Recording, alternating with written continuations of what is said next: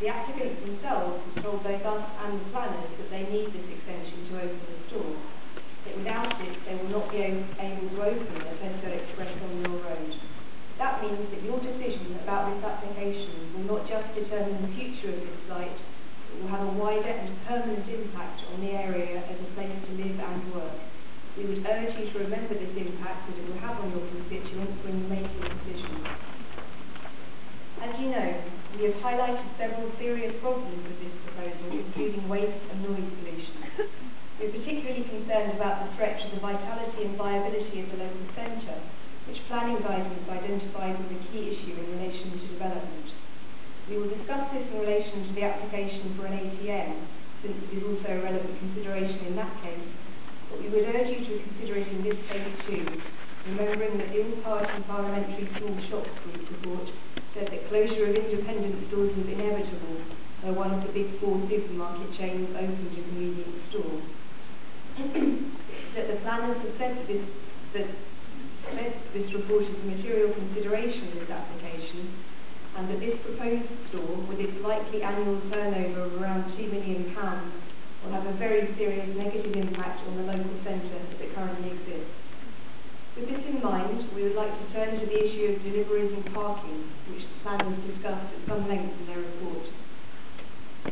The applicants have no means of legally and safely servicing the site. Their original plan to create a loading bay on Mill Road was rejected as unsafe by the Highway Authority. This left two options: off-site delivery at the rear and servicing the site from the front by unloading on Mill Road itself. As you know, the applicants will need a traffic regulation order to access the back of the site with the large lorries that they want to use.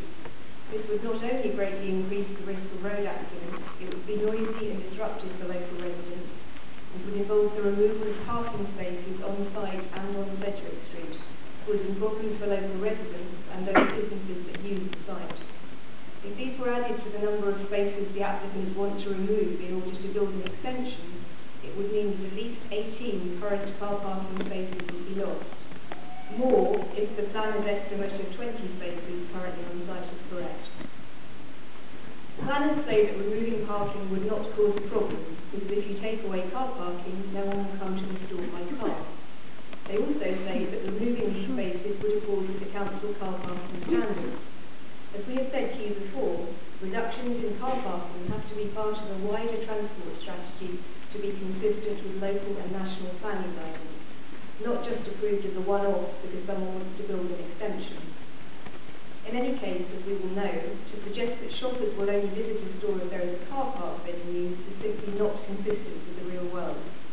Our monitoring data from one express store and residents' experiences of another both tell the same story.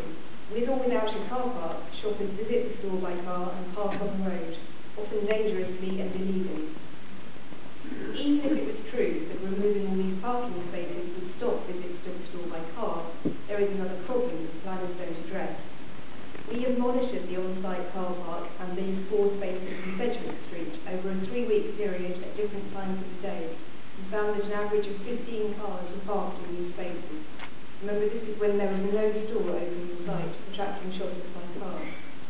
So even if you accept the argument that no one would ever come to the store by car, removing these parking spaces to allow the extension and deliveries to the back of the site would add another 15 cars fighting for spaces on Romsey's already congested streets. The alternative method of delivery being proposed by the planners is that the applicant be allowed to ignore the existing planning condition and service the site from Mill Road itself. What will this mean? Well, as you know, we recently monitored another Cambridge Tesco Express store for slightly less than 2 days. In that time, Tesco made 14 deliveries to the store, including 9 on a single day, 4 more than the maximum number they told the planners they would ever make in a day. Since Tesco say that their delivery pattern is the same across all express stores, this suggests that there would actually be at least 45 deliveries per week to the proposed Mill Road store. Tesco have told the council that each delivery will be up to 40 minutes long and will include deliveries in lorries more than 10 metres long. Is it reasonable to approve a proposal that will involve Mill Road being blocked up to 9 times a day by a single business? No, obviously it isn't. This is not just our view, of course. It is also very explicitly council